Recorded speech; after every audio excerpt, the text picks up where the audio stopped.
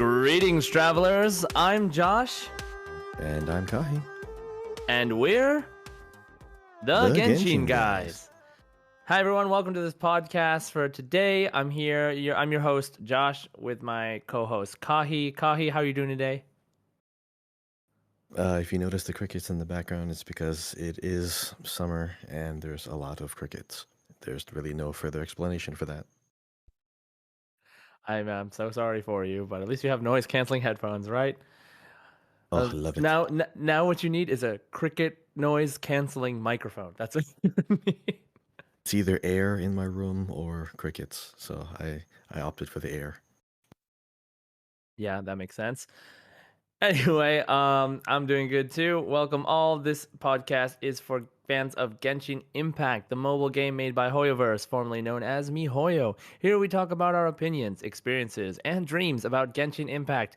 If you like our show, don't forget to subscribe on Apple Music, Spotify, or wherever you are listening to the podcast. I'll introduce today's topics. This episode, we'll be talking about our weeks in Genshin. We'll be talking about Genshin news, including the new Sumeru preview. We'll be talking about the summer event and our favorite parts about it.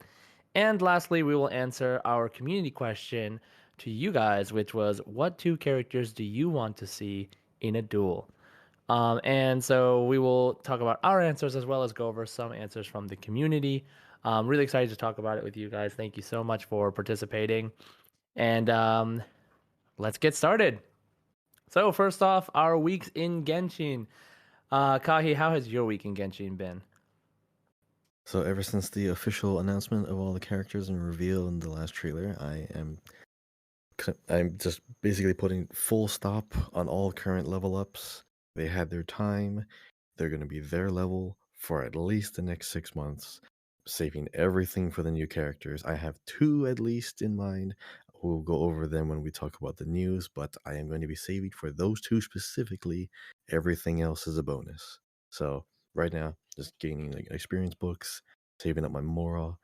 And I didn't even realize this, but there's going to be like new dendro like gemstones for the character level ups. So I'm probably just going to stock up on like what I have now and just convert them, convert the bigger ones to the other gems later on. But just Use the dust of Azeroth. now.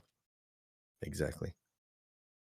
Nice. Yeah, saving is a good idea. We don't have the ability to farm the resources that we're going to need yet. We don't really have a lot of ways to do that yet. I was actually watching a video about like what you can do now to save, and it was basically what you're doing, like, save and capitalize on the things you have that you can use, like experience books, etc. But also the whatever the elemental gems that you need to level up characters, to convert them, spend your like teapot points and stuff, whatever you have on Dust of Azeroth. I think it's maybe there's some in the teapot, but there's also some for sure in the Stardust shop.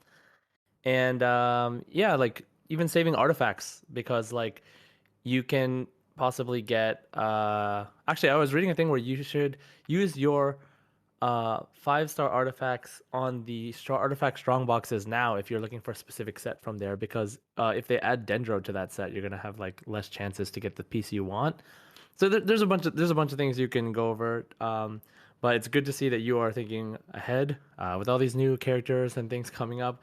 We're gonna have our work cut out for us. It's gonna be a lot of things for us to do, so I'm super excited for that as well. Another thing about like preparing, find teams with the elements that are going to interact with dendro, because there's going to be those open world puzzles. There's going to be those interactions that you actually need to proc in order to progress, like having an electro on your team, like how they were using Lisa of all characters to demonstrate that, and then a pyro team in case you need to break things down, or even hydro, of course. So you don't have to have all those 3 elements. It's always nice to, but find a team where you know it's going to interact with dendro somehow, because you don't want to build your team now and like it, and then you go into that new area, you can't even get past that first wall because you don't have pyro at all. So try to experiment with your teams now, find a good comp, and build that up for exploration. Yeah, no, it's a good suggestion. So for me, my week in Genshin, I've been experimenting with comps that I can have fun exploring the open world with. I've been using a lot of Heizo and Kuki, and also switching between English and Japanese voices a lot. Really just trying to get a feel for like how the characters sound in English. I know a lot of people play the game with English voices, and I would be personally, this is just like a personal thing, but like in the future, one day in Dream World, I could do a voice for a character in Genshin. It would be super awesome. And I would probably do it in English for the first time. So I would definitely, I'm trying to like kind of get a feel for like what kind of English voices that they go for in Genshin. My by far favorite is Arataki Ito's voice. It is so good in English. And I of course love the Japanese voices, of course, of course. Um, but yeah, so I've just been doing that a lot this past week. Question for you, Kahi, what voice language do you use in your game? I feel it's appropriate to have it in Japanese. Just for some reason, it just feels right. I mean, there's other games that make sense in English, but this one just it's an anime style, anime esque, like aesthetic and stuff like that. So it just looks like it matches. It sounds like it matches. So it's been in Japanese since day one. Oh, nice. Yeah, the Japanese voices are pretty quality cast of voice actors, so makes sense. And question for the audience: what are you guys playing your game in? What language do you have your voices in? Do you have it in English, Japanese, Chinese, or Korean? Let us know. And if there's a reason, let us know why. So And they're also that's like our week Dutch in or Genshin. French. Ooh, what's up? There's also like Dutch or French. There's another European language, isn't there? Not in the global version that we have. I might have to look that up because I could have sworn I saw another one. Maybe I was on the PC. So, what I do know is that there are those four, and I searched between them a lot. So those are the only ones. There was a video where Genshin let a French studio do a French dub of the game, but it's not official. It's just like, hey, if we were gonna do a French dub, would you let us do it? And they did. They let them do like an official, um, like test version of the French dub, like using voice actors they have in their studio and stuff like that. So it's a really interesting video. I don't know if you've seen it. It's like it's like 8 minutes long or something like that. But it's a pretty great watch if you haven't seen it. But as far as I know, officially, there's only four languages um, Oh yeah, with I just saw the audio. languages. Yep, you're Yeah, right. it's for remember this is for the voices, not for the text. Yeah. So right, right. So yeah, so that is, I mean, that is always a fun conversation. I definitely have some things in mind talking about the characters' voices, voice acting, and stuff later on. So stay tuned if you're interested in that. But that is our week in Genshin. Thank you so much. Next, let's move on to the news. And this week, the Hidden Strife event began. Um, we haven't finished it yet, and also maybe a lot of people out there haven't finished it yet, so we're not going to talk about spoilers. Um, But it is really cool because you can test out D-Luke's new 5-star outfit with new effects in this story mission. And so, if you're on the fence about buying the costume, you can check it out by playing the event and decide if you want to purchase it now before the sale goes away because there's a basically a first come sale and it goes away after a little bit, just like with Jean's outfit, Gina Kaching's outfit before. But now, what I want to talk about is, and we're going to spend a little bit of time talking about this, is the Sumeru preview teaser number 3, Prelude to Wisdom, right? Super, super exciting. They showed so many characters that were, like leaked and rumored and all this stuff. And they showed us a lot more of the environments as well. They showed us a little bit more about the background. And again, just like last week, this is not a normal thing that we plan to do, but because of the hype around Sumeru, we are a podcast. Unfortunately, like we cannot visually show you things the way we want to right now, but we do want to talk about some of the scenes from the trailer. Again, we have a slideshow of important clips here that Kahi picked out from the trailer itself. And we're going to talk briefly about each one of these slides. We're going to describe what each what each slide shows, and then we're going to talk about our opinions about it. So, you ready, Kahi? We're ready. All right. So, for our first picture from the Sumeru preview teaser 3, is what looks like a palace, a multi-level palace on a giant tree that is like slanted upwards from like upwards to the left. And you can see here there's buildings like built around the tree, and it looks like a pretty fancy building. It doesn't look like a normal housing situation. So yeah, this looks pretty interesting. What do you think about it, Kahi? I'm seeing like the little ramp to like the entrance, the bottom level.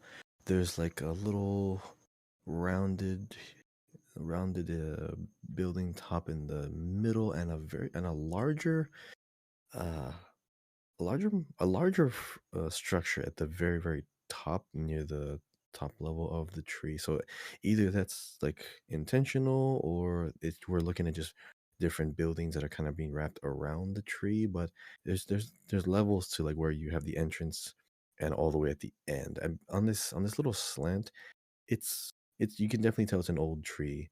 So it's probably just it was there probably there before the buildings. The buildings are probably they don't look like they were like taken over by because you know how you have buildings that look like they're overgrown and the roots go Right. through the building sometimes. But I mean, the buildings definitely look they're intentionally Built placed around the on top tree. of it. Right, right. Correct. Yeah.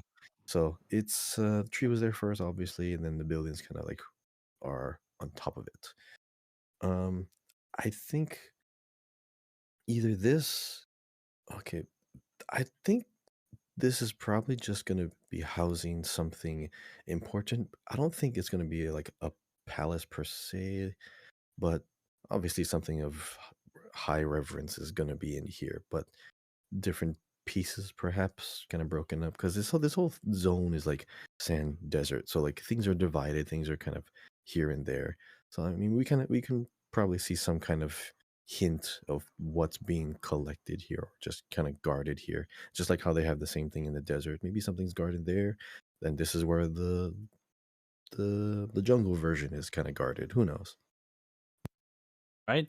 Man, so much just looking at this picture, like um it's really, really big. It's basically like as big as the Grand Narukami Shrine, right? Like in Inazuma. Oh, this is bigger And easily. yeah, and I mean, but it has like the same effect like against the landscape, right? Like just like a giant structure, like a giant tree, and kind of feels that way Yeah. looking at it from far away. So it's going to be basically really easy to spot from really far away. So it kind of might be like a sort of North Star while you're just kind of adventuring around the map. So yeah, that'd be cool. So let's see what our next slide is here.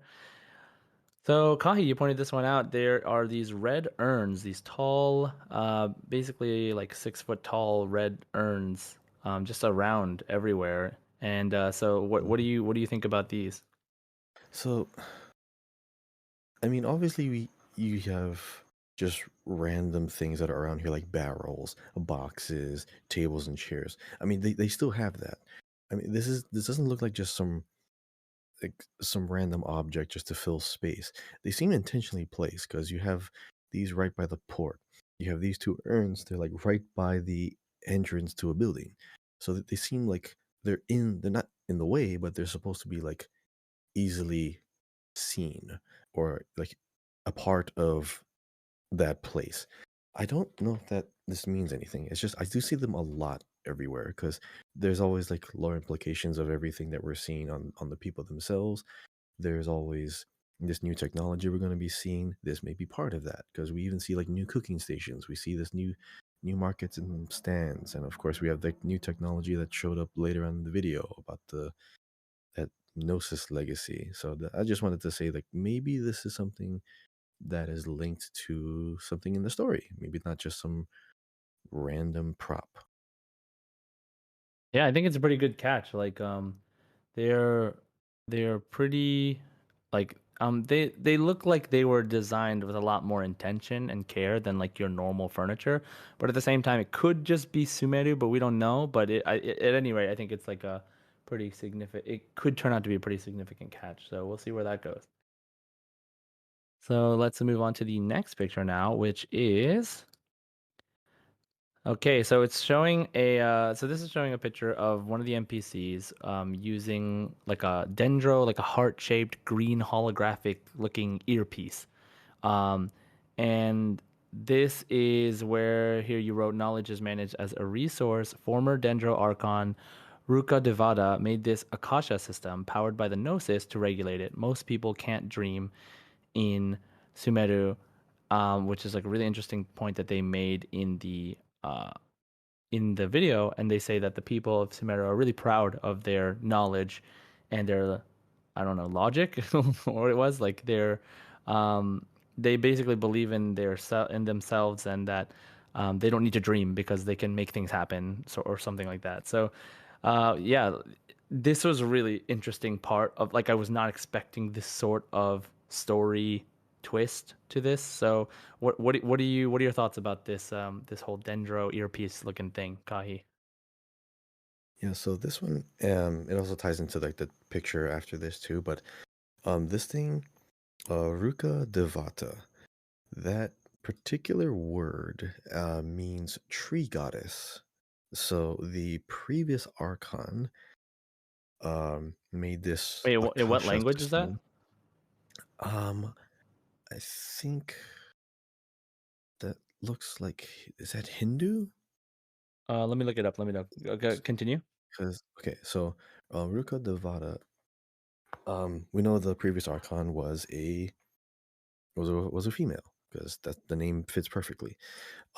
This particular kind of technology, like you mentioned, you don't expect in something that's not hyper technologically advanced.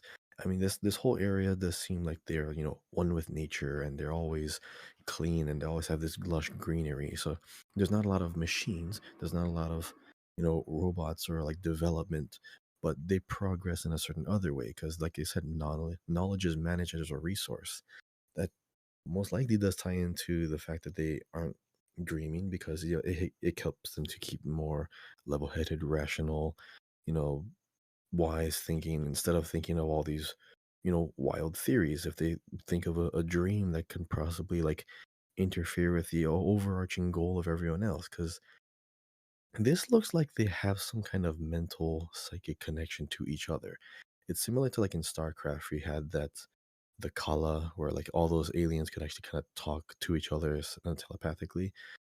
Mm. Um, and it goes into like the summer event, like you were just you were streaming a little bit a little while ago, and we saw that cutscene again at the end. It could tie into that too, but there's a psychic link between all of these people, so they share knowledge. They don't dream because it just gets in the way of all of this transfer of information. So this was a very interesting reveal, and I didn't expect this kind of system at all, but it's very unique in its implementation. So I'm impressed already at this, how they're going to build around this as a story. Yeah, it definitely seems like it's going to be part of the main story and learning about this system, like how the people live in Sumeru and how they're connected to their Archon. Because, like in Mondstadt, we see that like the Archon, like Venti's, uh, what's it called? His, well, how can I say it? His like not motivation, but like their kind of decree, like their ideal, their code like that they live The by. I'm driving trying to think force, of it could be it, code. Yeah, code makes sense. like so yeah, like that's like Venti values freedom in Mondstadt, right? And Zhongli values trust and the bond by word through contracts. And obviously the Dendro Archon values wisdom and knowledge.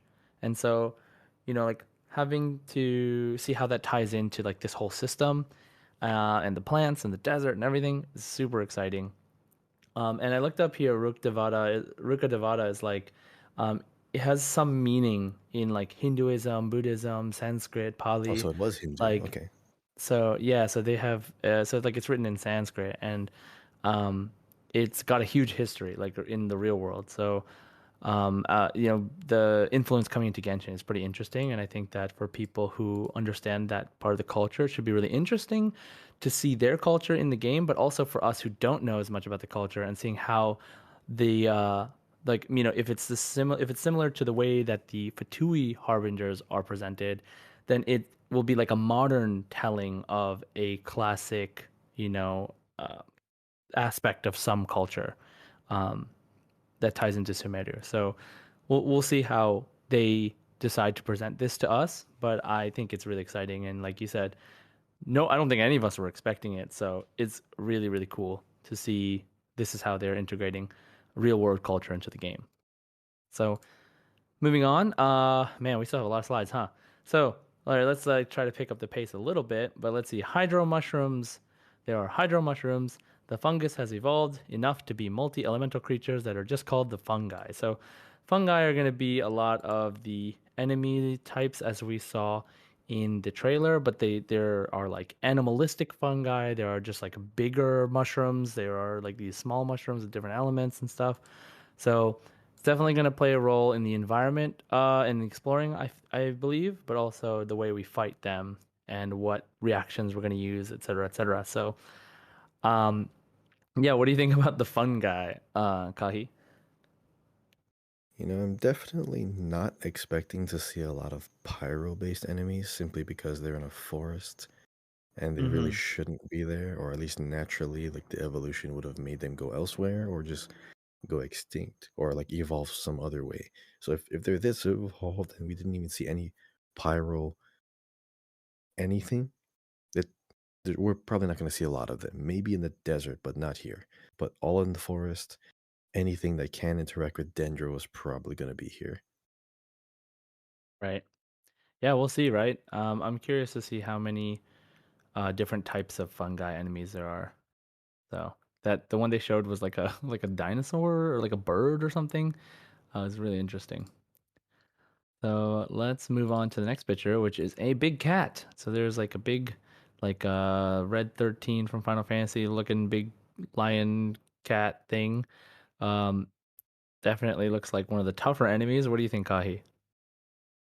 I mean, the way it's sitting, it doesn't look like it's presented as an arena for fighting. So it's probably just like some random elite mob that we can kill. Uh, Kind of curious what kind of things it would drop as far as materials. I don't think it would be anything elemental. Meat. Maybe like sharp claws, meat, perhaps special meat from a new recipe. Oh, we haven't gotten Oh a yeah. 5-star recipe in a long time. Oh yeah, true. No, we'll see how it goes. Oh man, cooking. I wonder how cooking's gonna evolve in this game. All right, let's go to the next picture. So the next picture we have here are the fungi pigs. So that's fun. They look like they No, have everyone little keeps fungi talking about hats. this. They're adorable, I get it, but like this is like what everyone's reacting to, like not the cat, not the bird. They're going like everyone's reacting to this. Hey man, people are just people, They like what they like. That's all I'm gonna say.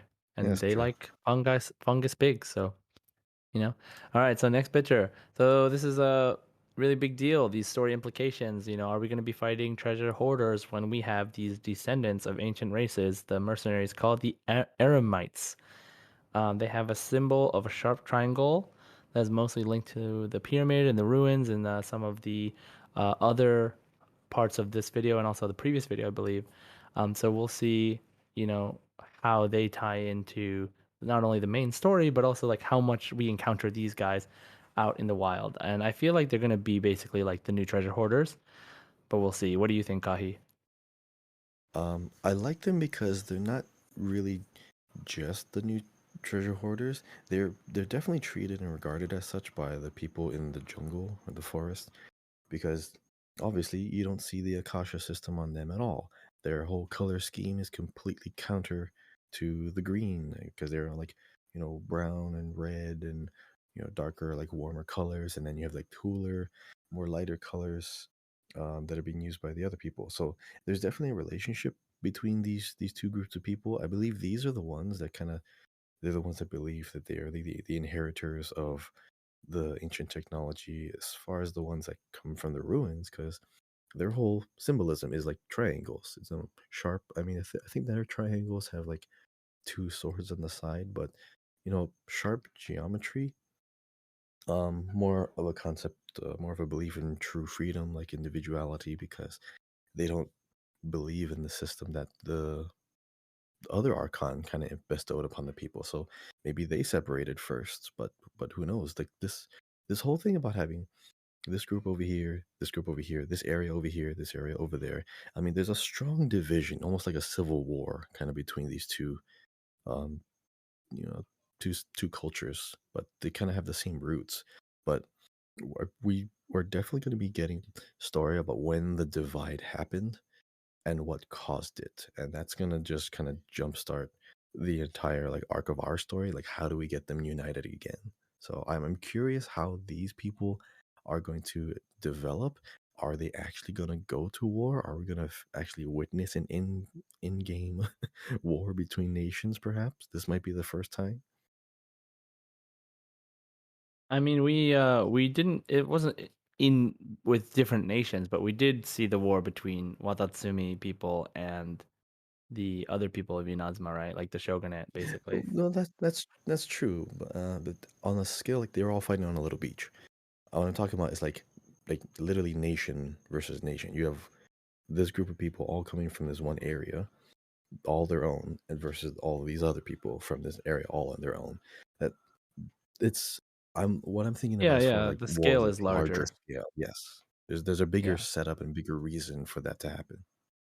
Yeah. Well, what I'm interested in is if there'll ever be like actual nations fighting each other, like, because this is still within the same nation, right? Like it's in Sumeru, so but Sumeru has a dualistic nature, right? It has like the desert and the forest, so it kind of already seems like it's like that, like it's naturally like that. So I'm curious to see how that ties in, like, because like if you look right now, they're in like a fortress that's like in a green area, like they're not in the desert, right? So, yeah, we'll see how it plays out. I would think it's really interesting if we were kind of caught up in the middle of a war, a story, of a larger scale than the one that happened in Inazuma for sure. So let's see. Moving on to the next picture, we have these new enemies that look like triangle Rubik's cube looking things, and they have some runic markings on them, and they like look like they have like light reflectors and things, and they look a lot more ancient than even the robots that we've been seeing in Inazuma that we've been fighting for a while now. Um, but I think they're personally really cool. What do you think, Kahi? They don't look elemental in nature, so they might be like light or perhaps like true damage dealers. But sentinels, mindless, they don't have eyes. They don't look like they have a personality. They're just straight up sentries that react to something. I'm assuming these things are gonna shoot lasers. They just look like they shoot lasers. Right? Sharp edges. Something comes out of one of them. Yeah. So we have those new enemy types to look forward to. Next, the next picture is a really cool one. We have the this like sort of tomb looking area, it could be, a puzzle room. It looks like an hourglass in the middle maybe, but there is light streaming in from the top. It is definitely like inside of a building that looks sort of underground. There's sand everywhere. It is definitely the desert part of Sumeru. What are your thoughts about this image, Kahi? Noticing four of those, pyramid century enemies, kind of on the on the outside of the room, kind of looking in. They're either waiting for you to make a move, or they're just kind of on patrol around the area.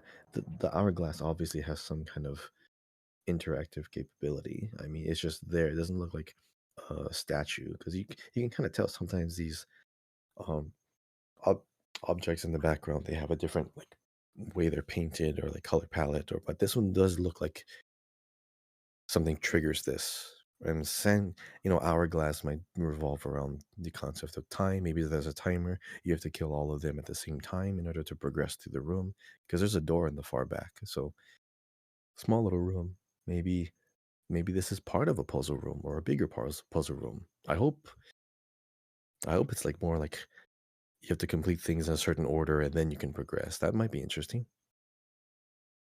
Yeah, we'll see. Like this could literally go in any direction. Like it just looks like a dungeon, like in a game, like in the desert. Like it. It looks like there could be a million things. Like this looks like kind of like the entrance, right? Like it looks like this is the start of an area that you might have to progress through. So we'll see. I didn't even notice the sentries, to be honest. That was a good point. All right, so let's go to the next shot. Here we go. We're starting to talk about characters now. I think everybody's excited about these characters, a lot of them Oh, anyway. finally. And so now we're gonna show. Right now, what we're looking at is a shot of Tainari, um, the Dendro Archer 5 star who has like two giant ears on top of his head. He has black and green bob cut hair. He has a flower on his chest piece, and he has like sort of like I don't know. He has like really casual looking clothes for some reason. Like he has like puffy pants, and like a sort of hoodie looking outfit. Like streetwear. Yeah, right, like stylish streetwear. So he is. We don't really know officially a lot about him yet, but he does have dendro powers. He has. He is doing what looks like making. Oh, no, it doesn't look like he's making. It looks like he's playing with like a firefly of sorts, like a dendro firefly, like the dendro crystal flies. Um, what I assume would be dendro crystal flies because they look very much like the electro, geo, and animo ones. And he's kind of just sitting on a log, and um, like has one by his hand, and he's just kind of admiring it.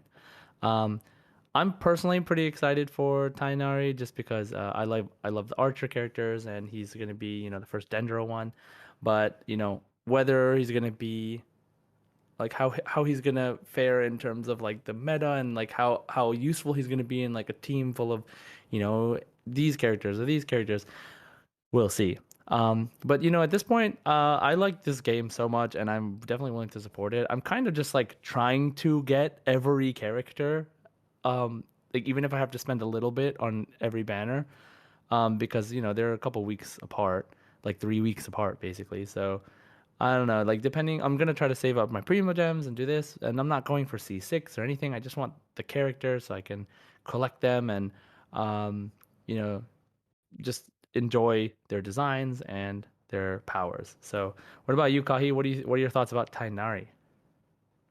So, something about his character model seems too simple and plain to be deemed a 5 star. I'm comparing to what the other 5 stars kind of look like.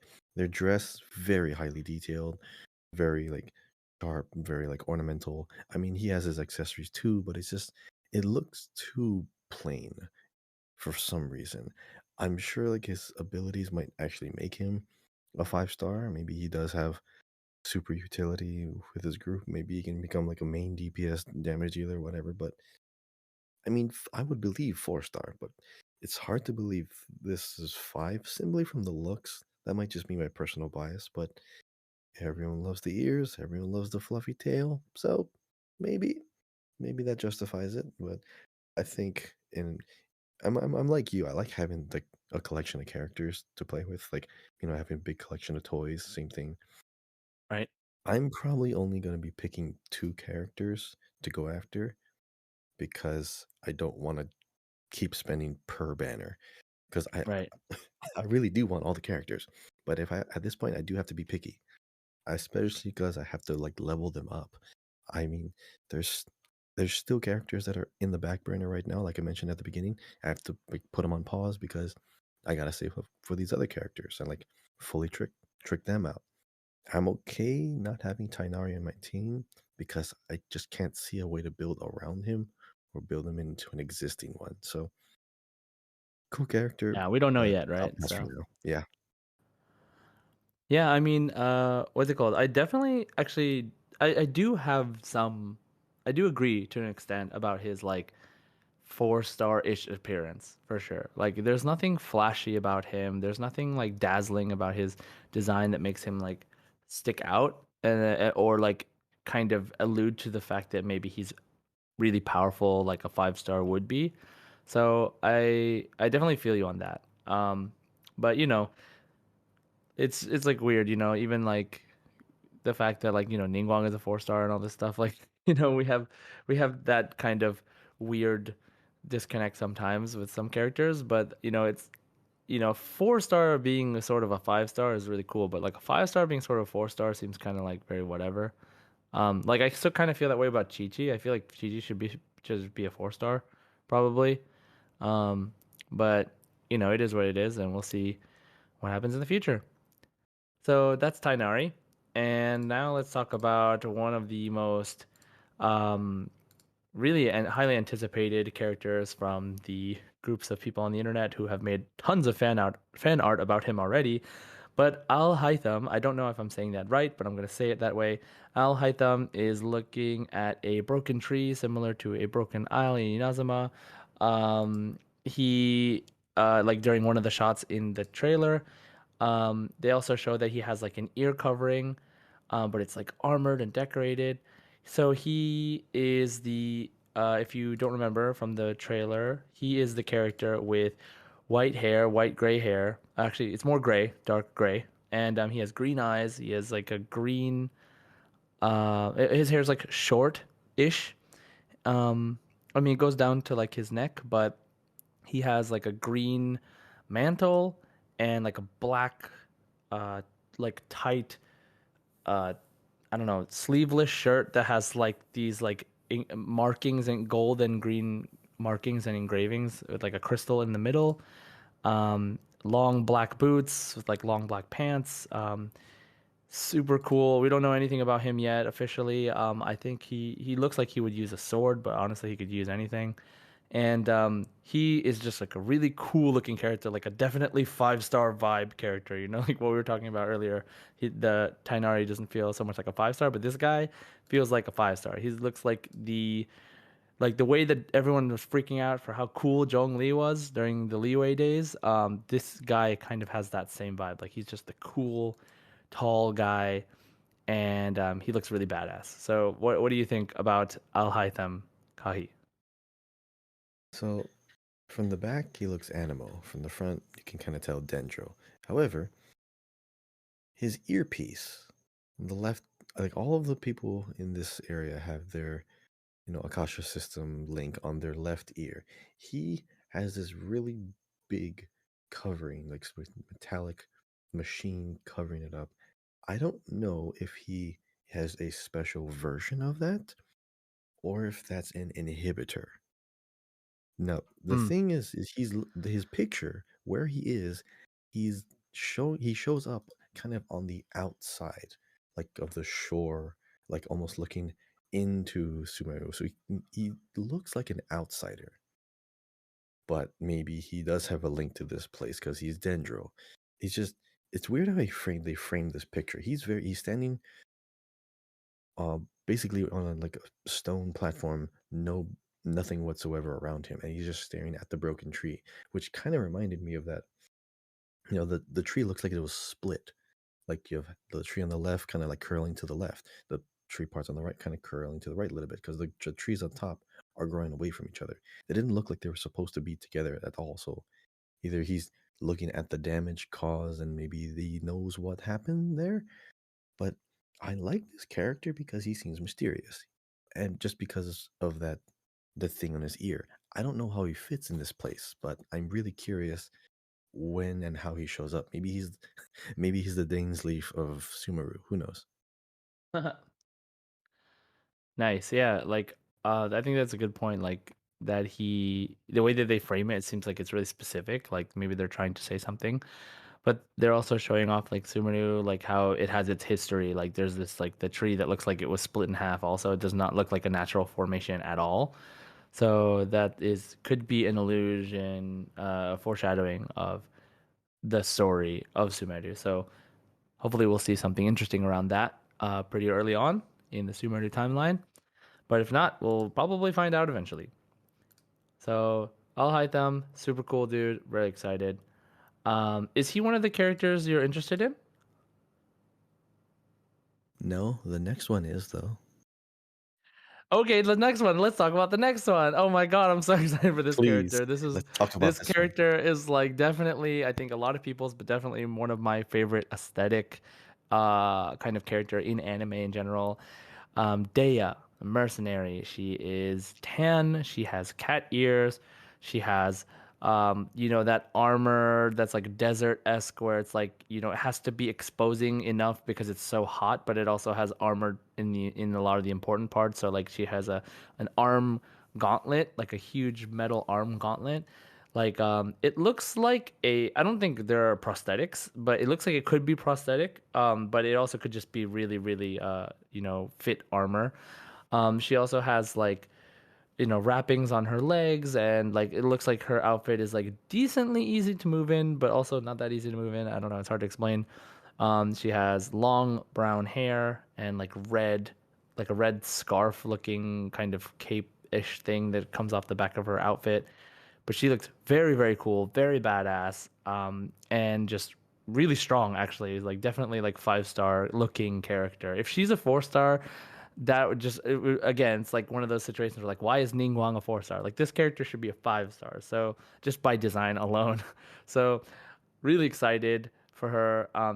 She has like really Sumeru-esque things like ornaments and things on her. So what do you think, Kahi, about Dea?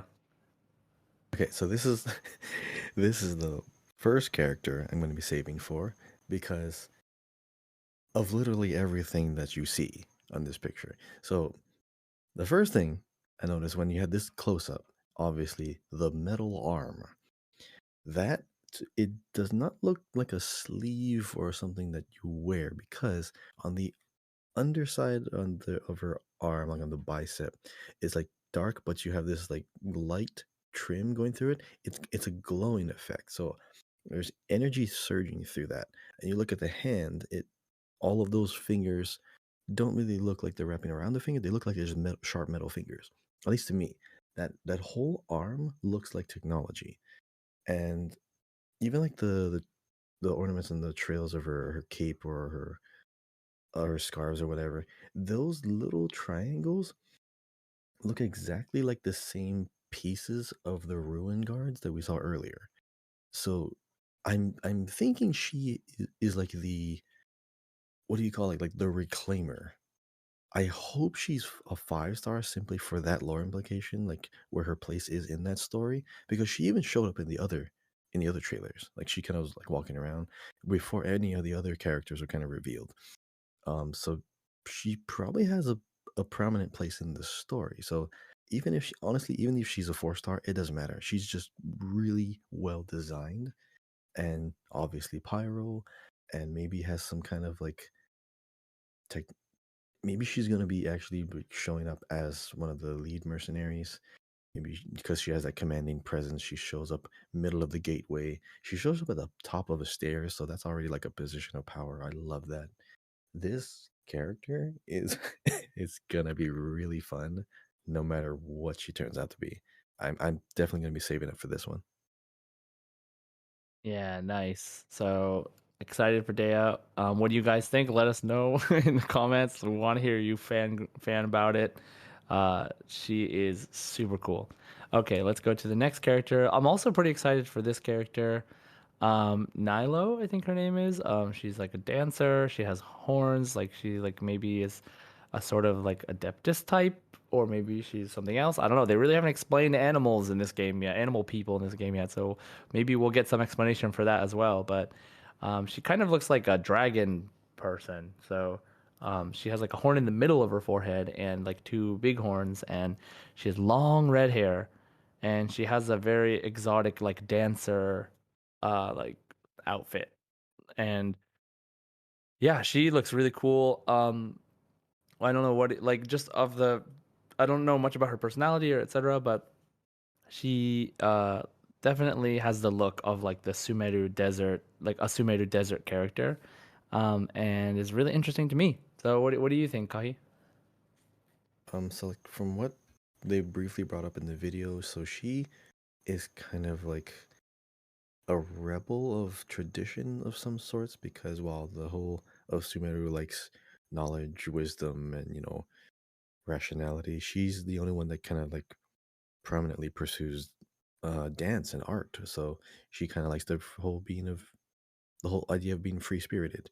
Maybe Venti shows up and they become best friends. Who knows? But Hmm. Hydrovision, so she's definitely going to be water based, which makes total sense. Fluid like water, turns out to be a dancer, kind of like Kokomi, how like she like uses her attacks, she kind of spins around and swims around in the air somehow. Um, but yeah, her whole theme kind of makes sense. Just I have no idea where her place is in the story is going to be because it doesn't look like she. I mean, it looks like a little mini theater.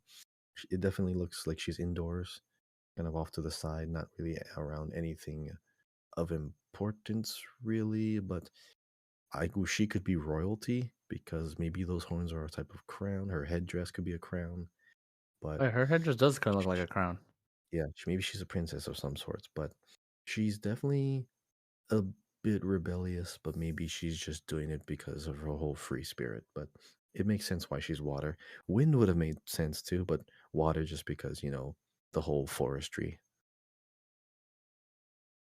Yeah, so let's see. Like, I'm really excited to see how she's gonna enter the story if she is, um, and what her place is. So that's Nilo, and let's go to the next one. So mysterious girl.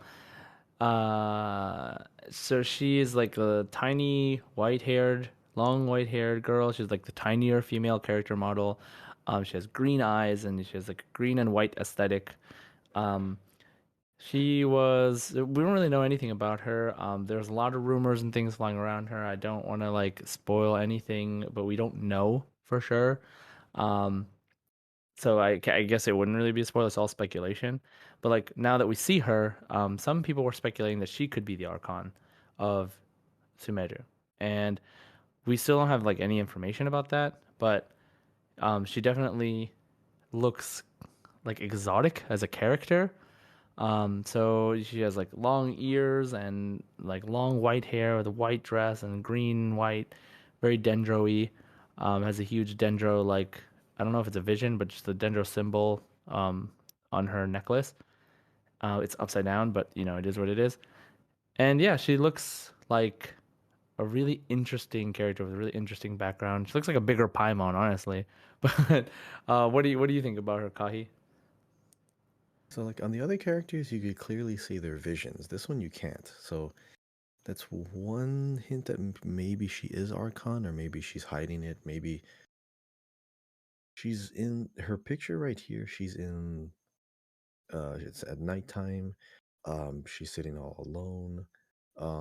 I mean, the way they frame these pictures, they have meaning and story behind it, especially when you talk about the other characters coming up. But because they call her the mysterious girl Nahida, she doesn't obviously, she's not well known in the area. She's not royalty, obviously, because no people would know her. Um, she's probably one of the characters that appears like how Venti appeared because no one knew him at first, but he was still kind of like still involved. She, I think she could be because I do remember like a short video from who was it? I think it was Cat with Blue Hat. It was one of those lore Genshin lore guys. They Mhm. they saw the statue of the seven in Sumeru, and you know how they have like that hooded figure that's like in the stone Right. in those statues. So the Geo one looked exactly like Zhongli. The Electro one looked exactly like Raiden Shogun. The one in Sumeru, even though it's kind of cloaked and hooded and kind of far away, the figure look the robes of around that figure were on a smaller body, and the rest were just kind of draping down. So it looks like the Archon could have been, kind of the same stature as Nahida. So I think she I think she is, but she could easily not be. We don't know concrete. Right. But as far as just like how she's presented here, she's just doing her own thing. Maybe just trying to not be in the limelight, trying to be away.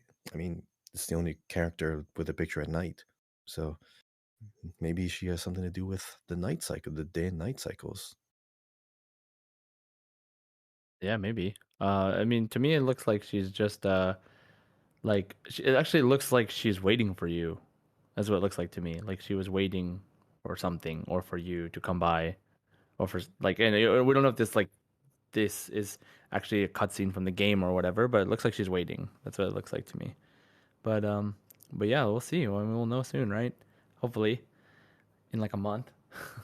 So next picture. So we have two more pictures. So one is Sino. So Sino is the character that they showed in the original story preview teaser trailer for like all of the nations from 2 years ago. And Sino is who shows up when they talk about Sumeru, the land of knowledge. And like Sino has this like Anubis Egyptian like look to him. He's looking at a desert town in this picture of him like he's like sitting on a cliff looking over a desert town. Um, and he in the last picture we have, it's a close up of him where he has his what looks like his spear, like he has a pole arm, like on the ground. He's sitting very casually in wait. His like Anubis helmet, long white hair, looks like he has red eyes. His like blue and gold and black aesthetic. Very very cool. I'm definitely excited for him. Um, and yeah, I don't like. Apparently, he's like a sort of like a guard of maybe the Archon or of something about Sumeru, like a warrior guard. And so maybe you know more Kahi, but like what else? What else do you think about Sino? I mean, just kind of reminds me of like the Zhao of the desert. I mean, they kind of have the same vibe going on. I mean, they're both polearm users. They're both, reclusive. They're both, they keep to themselves, overlooking like a town because they kind of think of themselves as a guardian or protector. Um, I mean, Sino could also have a similar background. Maybe he came from a bigger group. Maybe he was part of a royal guard, and maybe there are other guards, and he's the only one left.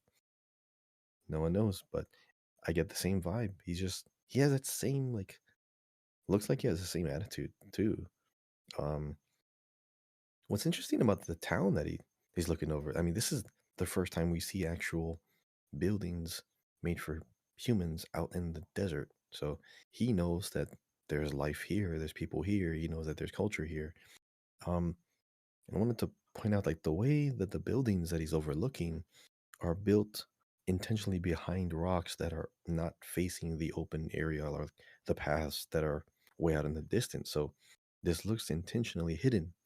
Maybe he's maybe he knows that their culture, their people are trying to protect something, or maybe they're the ones that are kind of running from the other side. Who knows? But I do like how his character just seems like he is a protector. He is someone who feels like he has a charge or like a duty to this place. It's respectable. Yeah, I love that Shao of the desert. Like he does have serious Shao vibes. So yeah, well hopefully he's as cool as Shao and as fun as Shao to play gameplay wise. We will see. So that's it for our news, our slideshow. It takes up so much time, but we're so excited, and we could just talk about our speculations for Sumeru all day. It'll be really nice to see how on point we were with some of these speculations, how the characters actually tie together, how what the story actually is, and just enjoying it for what it is. So that's our part for the news today. So next we will move on to our summer event experience, right? So um, the summer event, Summertime Odyssey, really really cool event. Hopefully by now you've done the event. I actually just finished it just now, before we started recording this podcast. On my stream on Twitch, I had like some of you guys watching. Thank you so much. And yeah, please join me next time for more Genshin as well. But if you haven't finished the story and you do not want spoilers about what we believe it or our favorite parts from it, feel free to skip this section or to come back to this podcast. I would pause it right now. Either go finish the story and come back, or skip this section for now and come back later. But we're going to talk briefly about our favorite parts about the event. And, we're going to get specific. So I don't want you to get spoiled if you're not interested in spoilers. So, with that being said, I'll give you a second to go pause the video, go play it, come back and listen, or skip ahead. I'll put a timestamp in the description of where to skip ahead to. Okay, so let's talk about the event. Summertime Odyssey, our supposedly last event before, our last major event before Sumeru comes out, which is exciting, but also makes me antsy and makes me want to like move on to Sumeru already. But it is a very good event with a lot of cool moments. I really, really enjoyed playing it as much as some of parts of it were kind of tedious with like the puzzles that were not as maybe well thought out or didn't feel as well thought out, or maybe the ones that just made you run around a lot. But overall, I think so far, like with what I've done of it so far, like I finished the story, but there's a lot of extra stuff to do. As far as the story goes, specifically, excellent. I really, really enjoyed it a lot. I'll talk about my experience with it specifically, but first, I want to hear from you, Kahi. What did you like about this summertime Odyssey event? What was your favorite parts about it? I mean, my favorite part is just how they were able to develop a system that can tell story through gameplay. Because the only things people know about the game are what they've played, not what they've read. And a lot of people don't even run around to like the most remote areas and find the hidden puzzles over there and the hidden lore items in that place. But it's putting the story for up like up front, even though it's like a summertime limited time event. It was able to get people interested in the backstory of all the characters. Yeah, is all of them are 4 stars with the exception of one of them, or sorry, two of them. You have kind of a balance, I guess. If people wanted to know more about the characters, not a lot of them are just going to inspect their profile, level them all the way up to 90, get all of their lore bits unlocked, and read them all. They're going to just play the game. So it put it up front in front of you and said, "This is how this character looks. This is how they were. This is how they. This is their backstory. This is their history." My favorite was Mona. Of all of the, you know, I guess you could say tedious little game mechanics and puzzles, I like Mona's the most because it made you feel like an astrologian. Is that what you call it? Or like an alchemist, like Astrologist? reading stars, astrologist, right? Because you were trying to like line up star constellations. That made sense. Everything, all the other ones kind of felt very similar. Officials was cool because of like perspective shifting and everything. That was cool, but I like Mona's one better. It fit her theme very well. Very flashy. Very flashy. I liked how all of her rooms had a very shiny feel to them, and like how you had to take pieces out and use the same puzzle pieces for one puzzle in the next puzzle. You had to kind of deconstruct your past to kind of build your future, kind of stuff. But it's a good formula for telling other character stories in the future. Like I really want to see Beto's backstory where she reminisces or has the illusion even of fighting that sea beast that gave her that title and that scar. I mean, I would love to relive that moment in the lore, and I'm sure people don't even know that because they don't read too much into the characters at all. But I want the game to put story and backstory and lore more up front, like this.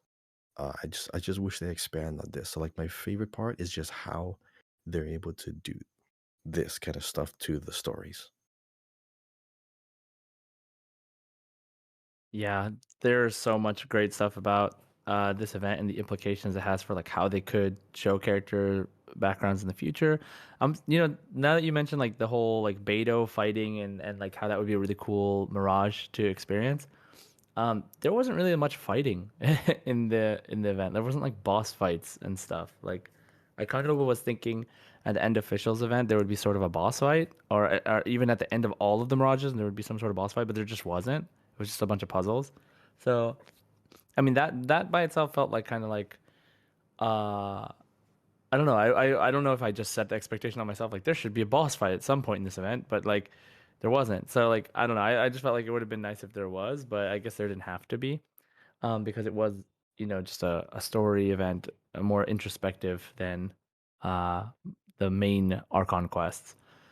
But as far as how I felt about the event, what I like about it was that so going in, I had this expectation like, oh, it's the same islands from the event, over a year ago where we visited with Klee, and it was about Klee's event, and we learned how to use the boat, and we were just boating around and doing a bunch of stuff and exploring, and then it went away, and then it didn't come back until just now, and has the same name and everything. It's technically the same place, but this time it's totally different. Like with the mirages, with the explanation that they gave us, they were able to reuse this space but make it feel totally different and give us a totally new story, that really fleshes out some of the existing characters in a really fun way. And I haven't really like experienced a lot of the little challenge missions yet, but as far as like how it felt story wise, like I didn't really feel like I was going back to the same place. It was really cool to be able to go through Official's Castle. It was really cool to be able to do each of their characters' domains.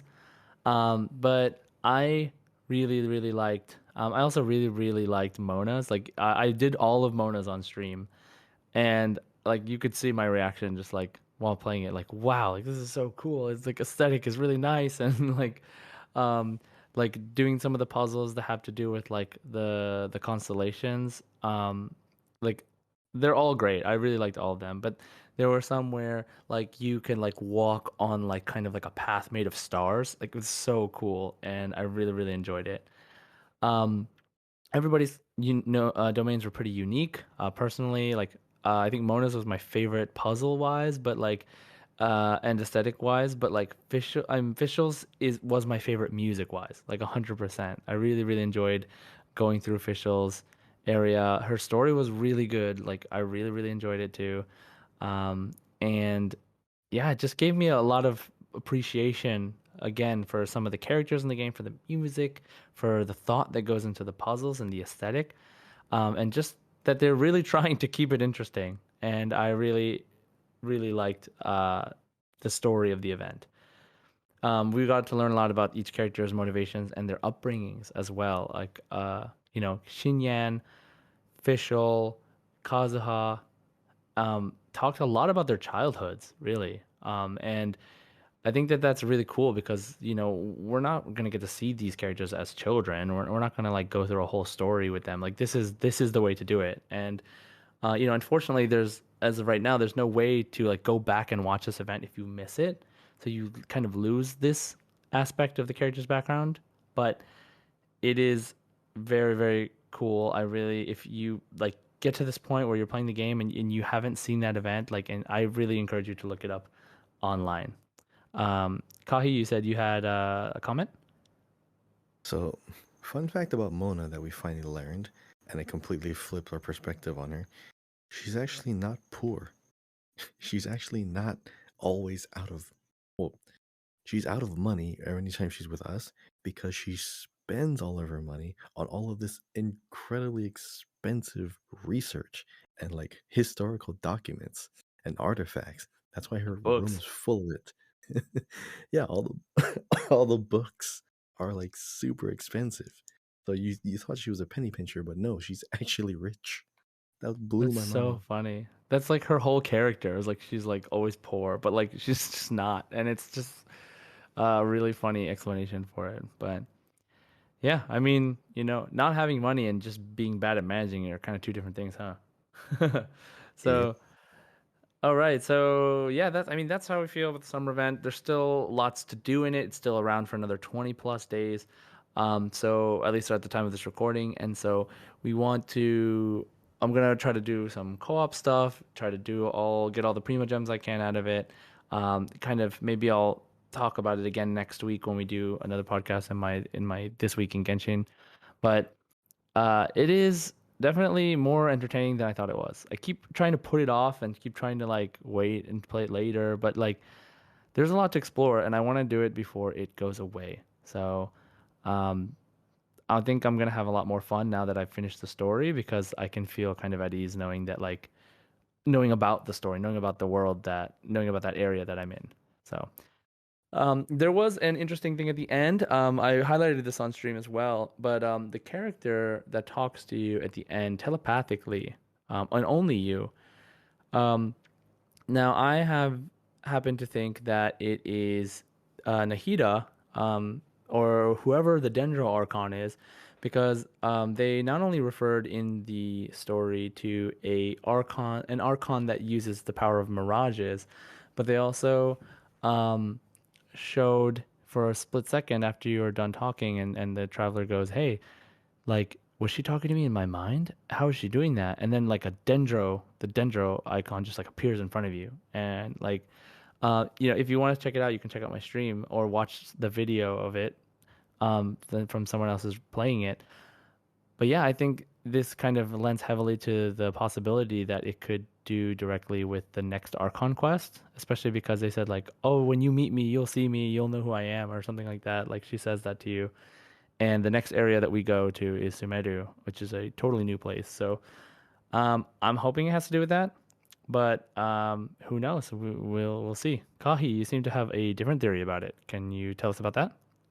So the dialogue especially is what caught my attention because the character kept referring to herself. It's obviously a female voice, kind of younger. The female voice kept referring to themselves as a bird, or I'm just a little bird flying around, and I can see you from afar. And she says from afar, far distance, of course, is probably meaning another country, another continent. She also says I can't travel, so I can't move around as much. So she's not as free, a free spirit as most other characters can be. So it leads me to allude that maybe she's in a type of caged bird. So something that can only be over here, but somehow has a power to explore, at least telepathically or mentally, across vast distances. In the Harbinger trailer came out before Sumeru. Why? We don't know, but that came out first.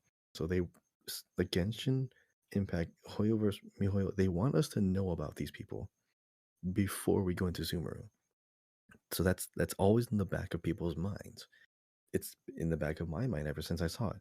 In that in that trailer, Columbina is the one that's singing and the one that has that weird voice. We had this whole episode last time too. We talked about the Harbingers and like all of their real world real world connections. Columbina does mean, little dove. So her dialogue mainly is what makes me think she's Columbina. But as far as like the visuals and like the nearby lore implications is what you're saying, Josh, is like that's what you think. Uh, you think it's Nahida. It it makes sense also because the strongest evidence is the dendro, icon showing up. But Yeah, and something the about thing about the the words. telepathic talking, right? Like with the that's something Yeah, we know about from the trailer. The that's other thing true. is like your actually I think they did tell us why they showed us the Fatui Harbinger thing because they're introducing us to them because of Dottore, who is currently burning Sumeru. So I think it directly ties into Wait, is that that. happening now? Like as we're really? Yeah, Is that happening assumably. Like, currently? Signora died, so Oh, right. so canonically, they're meeting uh, for her funeral, which I assume would be Mm-hmm. relatively close to after she died, and there's already been a lot of time passed technically after she died in our storyline. So either this has already happened or it is currently happening.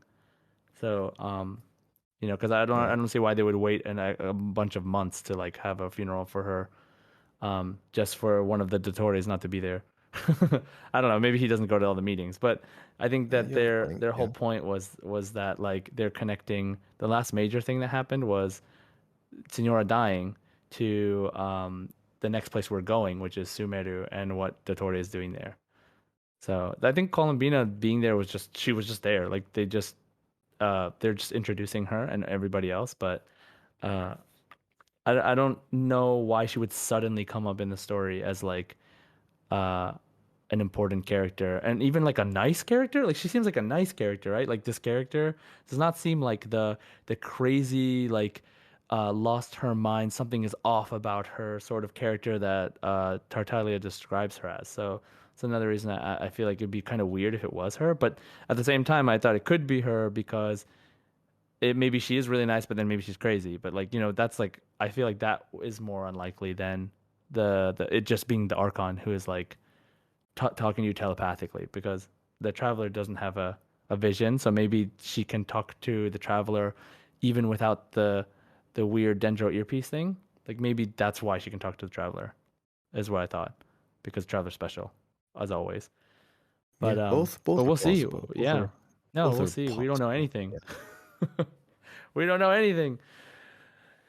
Oh my God, it's crazy. Like the fact that they showed us that trailer, like when we talked about it in the Fatui episode, like it just blows up the entire world into like this like possibilities of like how the story could play out with all these characters. And then now we're finally getting information on Sumeru. And then we just learned a whole bunch of more information about like how the country is even how the country runs, like what the country's culture is, like what the people are like, and what issues are going on there. It's so crazy. And then you bring in the Fatuis into that, and it's just so much stuff happening. So we'll see. Like I said, we're gonna hopefully just enjoy it as it goes on, go through the story. Hopefully, no more characters we want to play as die, because hopefully. Senora really wanted to play Senora. It would have been cool, but and yeah, so story. We have a lot of story we're going to be talking about. If you're interested in story, please stick around because that's something we like talking about. Um, and yeah, so that's our summer event. That is like the parts that we liked about it. What did you like about it? Let us know. Comment, tweet at us on Twitter at Genshin Guys Pod, and let's keep the discussion going before we actually know what actually happens, because then we can't speculate anymore, right?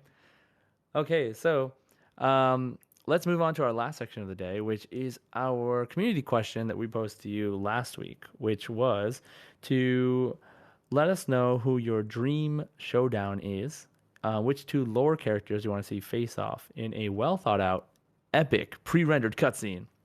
Just something that really shows the characters at their full potential fighting each other. Like, what would you love to see? What two characters would you love to see facing off? So let's do our thoughts on the community's comments first and talk about who we think would win in those battles. And then we'll talk about at the end our matchups and have a little discussion about that. Sound good, Kahi? Yeah, we can do that. Okay, cool. So let's talk about the first one here, who is from uh, Javathan. So let's talk about Javathans first. So Oh, for Forlorn. our Yeah, there you go. yeah, Forlorn. Oh, sorry, at Mhm. Forlorn NG. Yeah.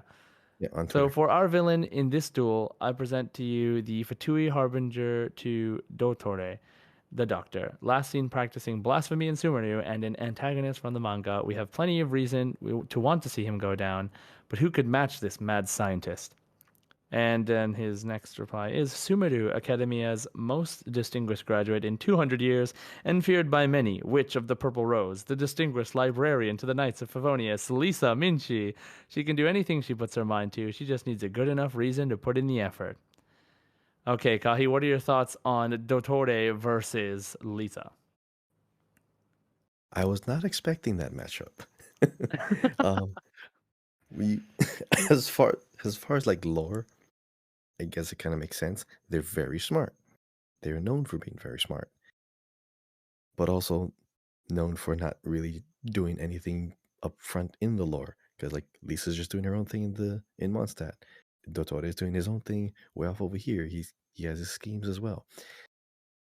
Obviously, Lisa is more of a good guy, and Dottore is more of a bad guy. So obviously they're going to be clashing at some point. But I do not know how this is going to go down because I don't think we've ever seen Lisa fight seriously at all.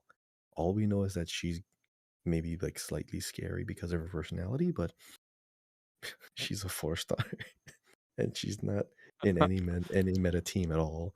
But I want to see some of these older Lore, characters remember, kind of lore, like lore, fleshed out. lore. As far as a lore perspective, yes, I think she could be a good matchup. I personally do not know as much about her background to say if she will like be successful or what kind of fight she would put up.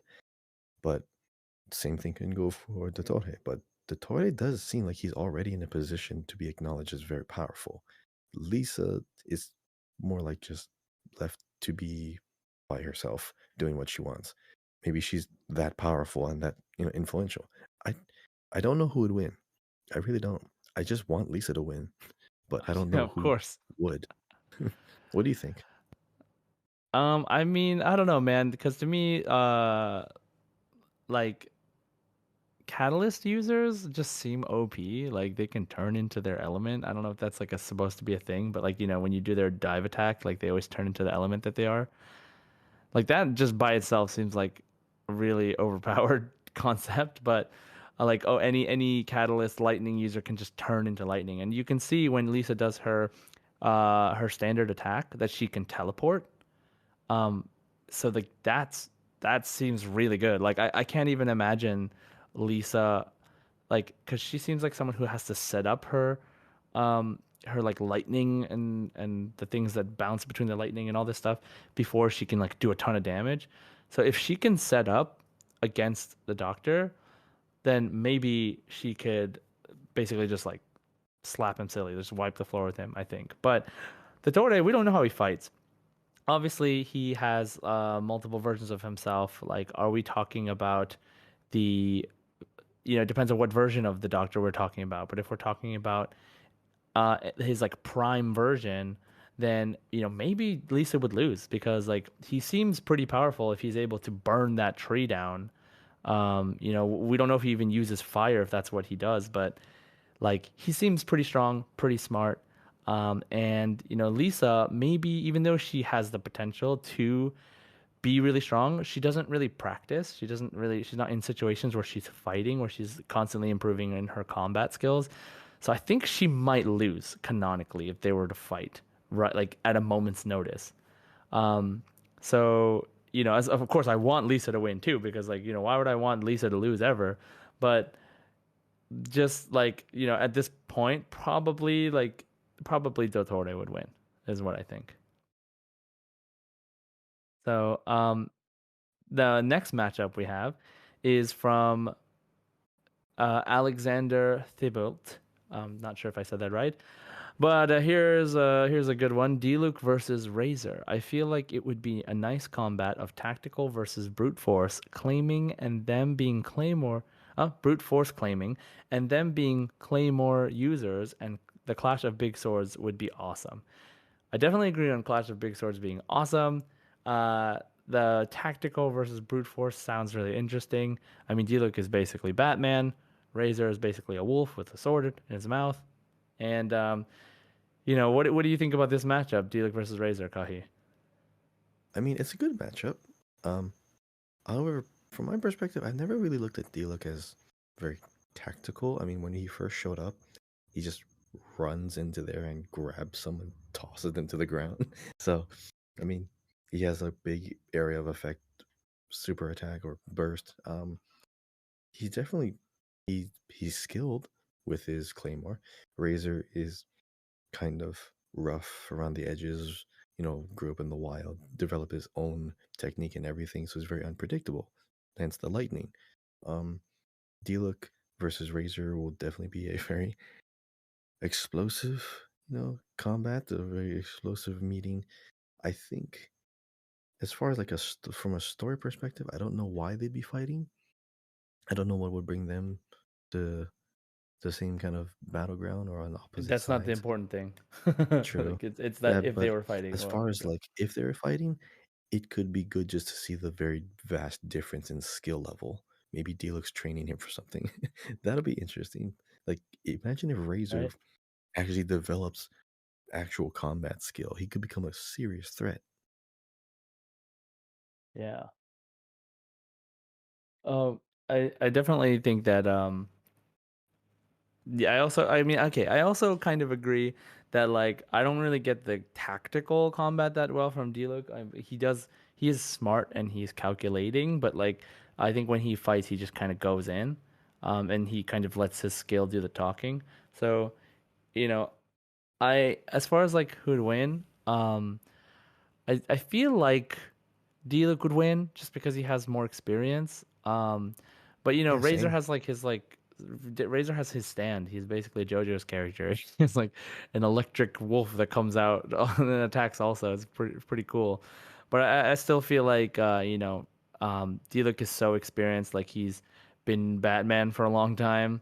And he wouldn't really have that much of a trouble because Razor's still pretty young.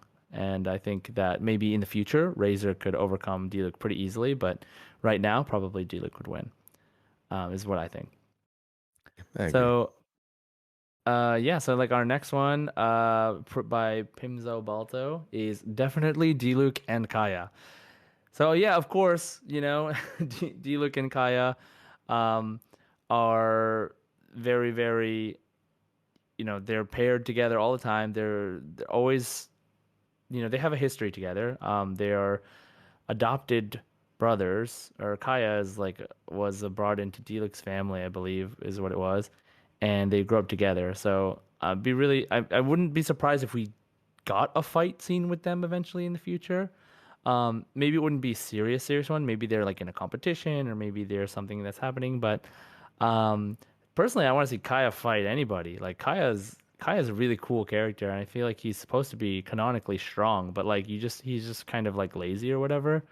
But he's the kind of like lazy but on point character who's always there, um, doing his own thing. But at the same time, when he fights, when he needs to fight, he's always on point. Like he's always ready to fight. So between the two, I don't know. I feel like it would draw. I feel like if we ever got a fight with them, they would just draw because they're brothers, they're frenemies, they're rivals, but they just like there's not one that's like particularly stronger than the other. They have opposite elements. So yeah, I mean, what do you think? I think they would draw, Kahi. What do you think? A draw does make sense for their character dynamic in history. However, I mean, if we're going by like the previous matchup, like Ildo Tore versus, Lisa, I mean, Lisa's a character that isn't really doing anything because she's so powerful she doesn't have to do anything. Kaya could be kind of similar. He's lazy because he knows if he puts in any effort, things can things can explode or just get destroyed. He has secret abilities. He's holding back, obviously. We see D-Look going all out all the time, which does mean he's kind of hot headed. So he's bound to make a mistake during a fight, and Kaya knows Yeah, that. He will yeah, always he have grew up the with him. tactical advantage, right? He knows him. He's crafty. He even with the eye patch, with for him to have a sword and that kind of attitude, it does seem very pompous. It does seem very arrogant, but there's a reason why. I feel like he would, if it ever does end in a draw, Kaya's always going to have the upper hand majority of that fight. But I do still think Kaya would win. Oh, nice. Yeah, Kai is pretty great. I want Kai to win. But yeah, like just seems like a something. It seems like something we'll get one day for an event or something, like just for the fans out there. So and someone Attack on Melon, which is a great name by the way. Attack on Melon commented, "This isn't two people, but an all-out brawl with all the Archons." So I feel like this has probably happened in history, but maybe it hasn't. But Once. they like we'll see what the other archons are like as we go on through the story as the years go by. But um, all the archons that let's just say all the archons that we know, right? Which is Raiden, Venti, and Zhongli. And I guess assumably you would want to see them fight with their gnosis, with their full powers. In which case, I'm pretty sure Raiden would kill everybody. But like, she's not even like she's kind of in a weakened state right now, and she can still kill Signora in one slash. So I mean, I kind of just feel like she's like supposed to be one of the most powerful for some reason. I don't know, because we've seen what Zhong Li can do. We've seen like his like the how he created the those islands from his like spears that he like used to fight the something, and like he kind of created new land and stuff. So, but at the same time, we've seen Raiden cut an entire island in half, and it's still that way. So, and Venti, I don't feel like he would be a fighter, so I don't think he would win if there was an all-out brawl, but he would definitely cause a lot of annoyances and confusion and uh, really bother a lot of people. But what do you think? If we had the three Archons that we have now, how do you think that fight would go, Kahi? So if I had to choose from the three known right now, yeah, same thing, Raiden Shogun. However,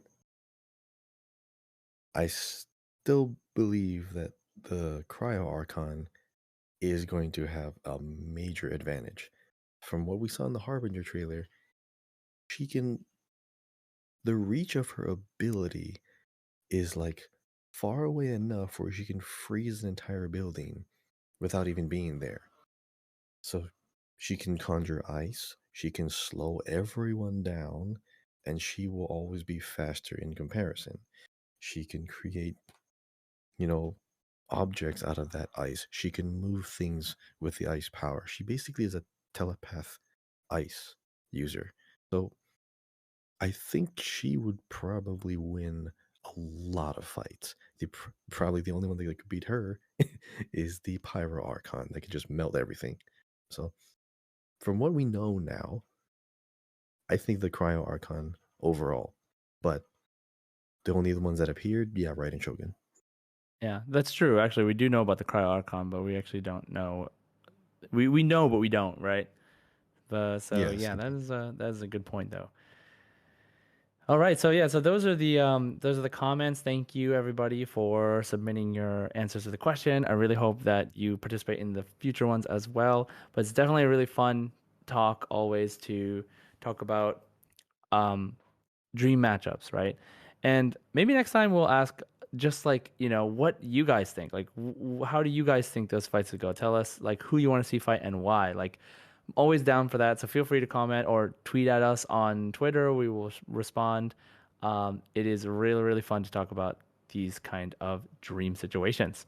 Okay, so that being said, we've talked about the community's answers to this question, our thoughts. Now let's talk about our dream battle matchups and who we think would win on in each other's scenario. So, Kahi, who is your dream battle matchup? So my dream battle matchup is Shenhe Unleashed versus Zhao. Now, Oh, there's a lot to take in about that matchup itself. So Shenhe, her whole story is about her being isolated in the mountain, but looking at the city longingly like she wants to be a part of humanity. Zhao, very similar. However, he looks at it as he has to protect them. Shenhe is constantly under like a suppression with her earrings because the adepti actually had to do that to keep her anger in check. That's when she was a kid, she killed monsters. So now that she's an adult, what would happen if that got loose? Zhao is also known as the what, conqueror of demons.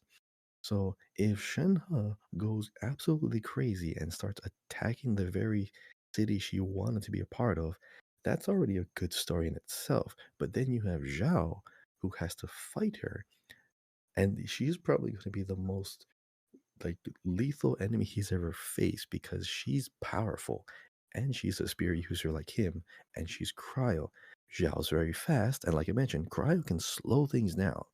If he loses his speed, he loses a very big advantage. Um, she, they would be a very good matchup. They're just as similar, but only slightly different to put them on intersecting or crossing paths. But just the whole theme of that fight, I would love to see, like in a animated battle, because there's going to be so much emotion in that. There's going to be so much like tense moments between like one gains the upper hand, the other gains the upper hand. The more that they fight, the more that they win, the more they don't want to win because they don't want to beat the other person, they don't want to die, they don't want to lose anyone. But Man, that would be a great matchup as far as from a story perspective, and just like everyone loves polearm users. I would love to see that fight. Yeah, that sounds so cool. Like I kind of didn't even remember. Like I love Shunha, but I totally forgot about that aspect of her having limiters on her abilities because they deemed her too dangerous, which is like kind of crazy when you think about it. That the fact that she's a human and like that's kind of part of her.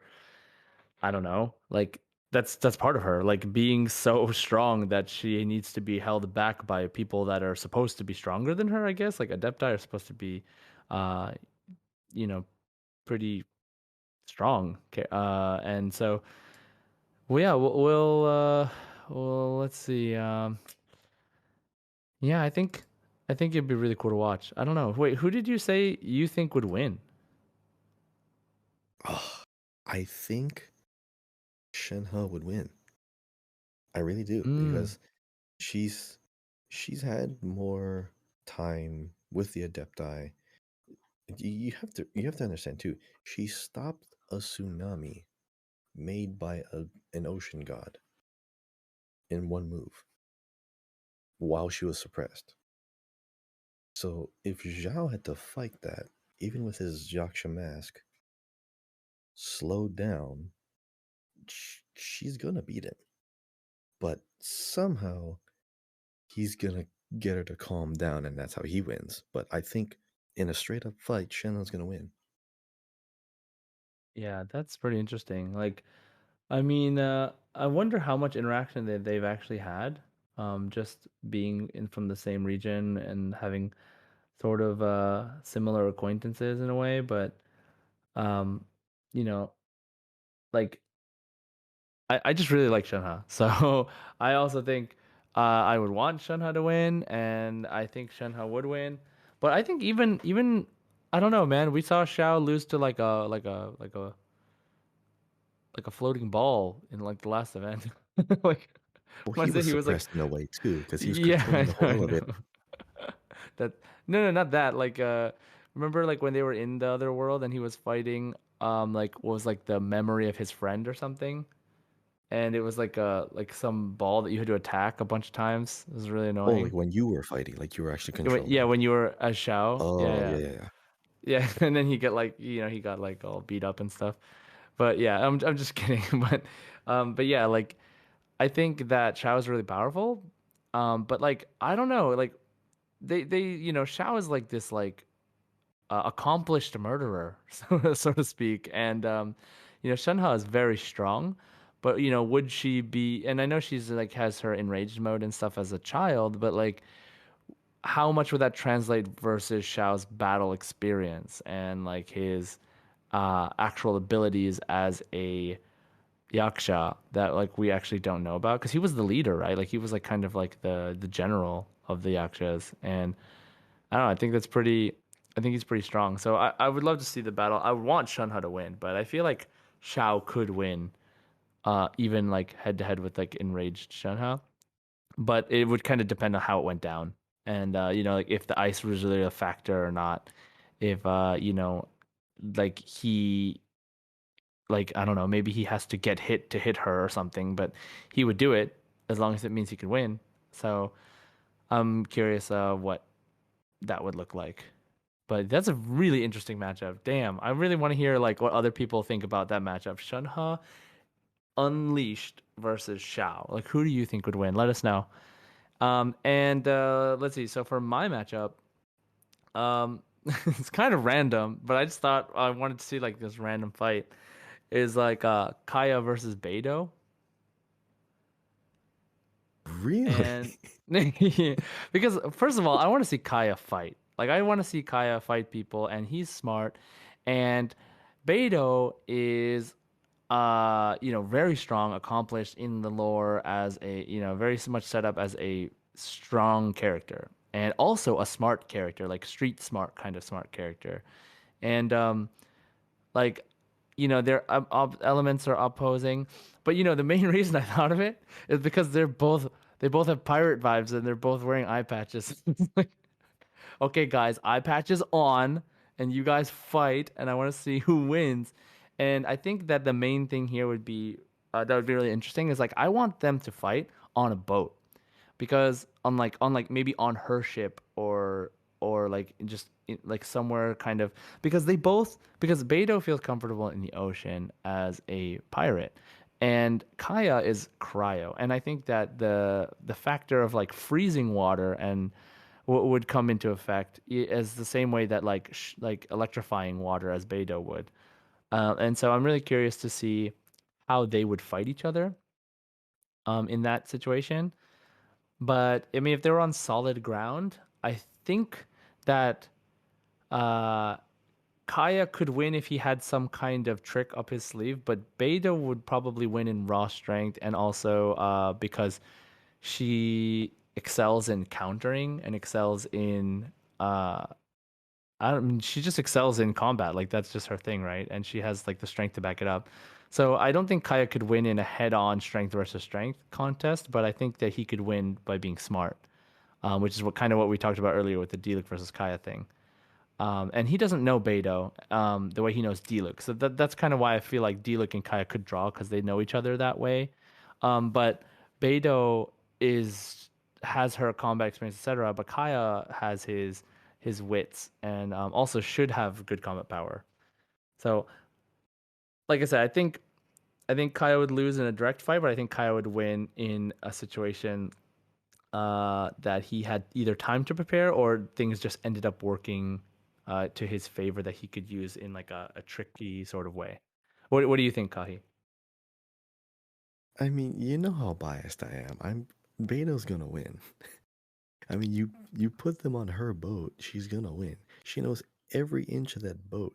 She knows all the mechanisms on it. She'll make you run into like the harpoon itself. On land, Well, I thought their fight maybe would actually end up going off the boat because yeah. I of the mean, water. eventually they'll get to the port, and then she'll chase after him or something, and No, then no, like they'll in have the a little middle of the scrap. ocean, like he just Mm, free because you know what I thought about was like Kaya, like making Kaya bridges across stuff, like to get to stuff. of course. Like I just thought about what if Kaya like unleashed his ice and just froze the whole area around the ship, and then the He's not the battleground Archon. He totally can't do changes. that much. You know, his ult, his I burst. mean, It's like a little, a little maybe, radius. maybe. Yeah, maybe, but remember, we don't know what Kaya can do actually, which is like, Okay, okay, we know that's what Beidou can true. do. We know that Yeah, she's like freaking OP actually, but like Kaya would know about Beidou. Like Kaya, if there's anyone that has information on anyone, it's going to be Kaya over Beidou in terms of information. Like he probably knows all about Beidou from stories, from people, from probably from her if he's ever met her, and but like Kaya's so secretive that we like you said we don't know what he can do. So like I feel like he could trick Beto. Like I feel like he could successfully trick Beto, but Beto would win in an outright fight, 100%. Like I yeah, don't I don't yeah. doubt that. So just like yeah, I know you're biased for Beto. I know you're like a Beto boy, Of but like course. but like it's just so fun to think about like two characters you never would see fight each other for like any reason and like one character who you don't even see fight one character who you know about how she fights but you don't actually like I don't know like we got to see her fight a little bit but like you know Beto versus Kaya, so interesting. Anyway, then like, what do you guys think? That's my like really like I just kind of want to see it dream matchup, because I really like Beto, but I also like Kaya was one of the first characters I really liked in this game. But then like once I found out that like it was hard. Once I found out about constellations and how hard it was, like I still don't have Constellation One Kaya. And I just felt like it was inefficient for me to use him. But you know, I'm actually starting a new account, and I'm going to be using Kaya, Lisa, Amber, Barbara, and Traveler as my main character. So I'm really excited to like kind of just see how he works through the game. But he is a really good character, and I've always liked his design. So let me know what you guys think. Beto versus Kaya. Who do you think would win? Why? Let us know in the comments. Tweet at us. Whatever. So, guys, that does it for our podcast for today. Man, this was a long one. I hope you had some enjoyable. I hope you guys enjoyed listening to our discussions. I hope you are excited as we are about Sumeru, the new characters. I hope you are speculating on the lore as much as we are. If you have anything that you want to comment to us about, talk to us about, suggest to us, please feel free to comment on the podcast where you are listening. Leave a review, a 5-star review in the form of a question that we can answer on the next podcast, or tweet at us and follow us on at Genshin Guys Pod. Don't forget to subscribe where you're listening, Apple Podcast, Spotify.